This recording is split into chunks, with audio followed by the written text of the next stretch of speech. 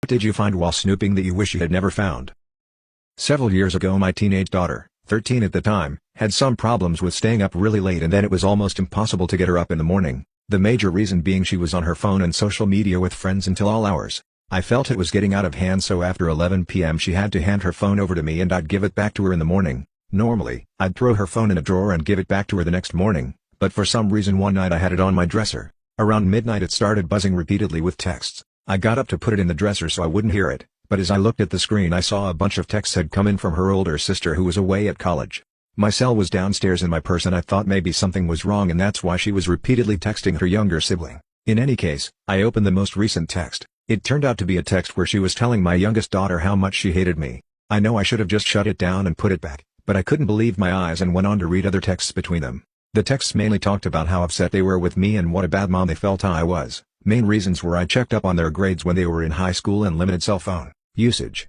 My feelings were so hurt. Initially I didn't say anything to my daughters or husband because I knew I was wrong to have checked her phone. This happened a week or two before Mother's Day. In any case, as Mother's Day approached my husband wanted to know what I wanted to do. He was trying to organize something with the girls for me but I kept shutting it down.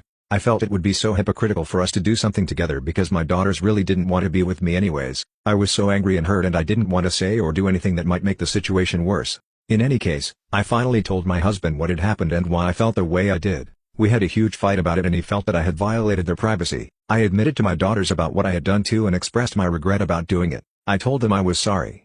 My oldest proceeded to call me names I'd never heard before and told me about all the ways I had ruined her and her sister's lives. She threatened to tell my friends and coworkers that I was a child abuser. The relationships I had with my daughters and husband were irrevocably changed because of that event. I had always been the prime disciplinarian in our family. My husband always wanted to be the girl's friend. He hated the hard part of parenting. After that I cut back on disciplining my youngest and asked my husband to step up more with things. He resents me for it.